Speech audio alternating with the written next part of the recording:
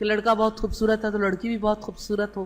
ہر ماں چاہتی ہے میرے بچے کے لیے کوئی پری آئے، جبکہ ہماری سوسائٹی میں پریاں تو ہے نہیں. اب وہ جو پری دیکھنے والا معاملہ ہے اور شہزادہ گلفام دیکھنے والا معاملہ، کہ کوئی اپنی بیٹی کے لیے شہزادہ گلفام دیکھنا چاہے، تو شہزادے بھی اب نہیں ہیں اور پریاں بھی نہیں ہیں. تو ایسی صورت میں جو آسان ترین طریقہ ہے اور جو لانگ لاسٹنگ ہے اسی کو اختیار کرنا چاہیے. دینداری کی بنیاد پر نکاح کرنے چاہیے. باقی اگر کسی کو دین کے بعد کوئی مالدار ہے یا کسی کا حسن و جمال ہے تو یہ الگ معاملہ. رشتہ صرف ایک لمحے کی بات نہیں کہ شادی کے موقع پر جوڑا بیٹھا ہوا کیسا لگے گا، یا یہ کہ دونوں کی شکلیں باہم ملتی ہیں یا نہیں ملتی، یا یہ کہ ایک دوسرے کو سوٹ کرتے ہیں نہیں کرتے. بات یہ ہے کہ یہ رشتہ کس حد تک پائیدار ہو سکتا ہے.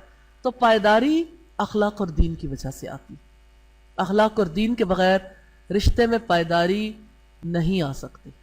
جب آپ صلی اللہ علیہ وسلم کے نکاح کے لیے سیدہ خدیجہ نے پیغام بھیجا. آپ کی عمر 25 برس تھی اور سیدہ خدیجہ کی عمر 40 برس. میری ایک خاتون سے بات ہوئی، انہوں نے کہا کہ میری بیٹی کا رشتہ آیا، لیکن رشتہ ایسا ہے کہ میری بیٹی تو اتنی ہونہار ہے اور اس نے ایسی ڈگری لی جس کی وجہ سے یعنی اس نے جاب بھی کی اور لوگوں میں اس کا بڑا نام ہے، اس نے بہت زیادہ زندگی میں محنت کی. اب اگر میں اپنی فیملی میں سے آنے والے ایک ایسے رشتے کو دیکھوں کہ لڑکا صاحب اخلاق بھی ہے اور میں اسے بچپن سے جانتی ہوں، بہت زیادہ اچھا لڑکا ہے، لیکن اس کی تعلیم کم ہے. تو مجھ سے جب انہوں نے کہا کہ آپ اس رشتے کے بارے میں غور کریں، تو میں نے کہا میں غور کیسے کر سکتی ہوں، دونوں کی تعلیم برابر نہیں ہے.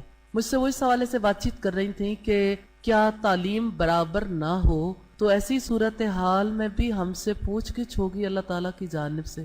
میں نے کہا تعلیم تو کسی کیٹیگری میں ہی نہیں آتی. 4 چیزیں ہیں جس کی بنیاد پر نارملی رشتے کیے جاتے ہیں: حسب، نسب، مال، جمال اور دینداری.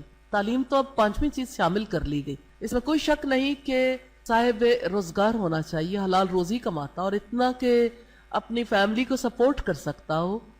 لیکن یہ ہے کہ اس بنیاد پر بیٹیوں کے رشتے نہ کرنا کہ ان کے برابر کا رشتہ ہوگا تو کریں گے ورنہ ٹھیک ہے پھر زندگی ایسے ہی گزار دیں، تو یہ ظلم ہے. شریف بچیوں کے لیے بھی زندگی ایسے بسر کرنا انتہائی تکلیف دہ ہے.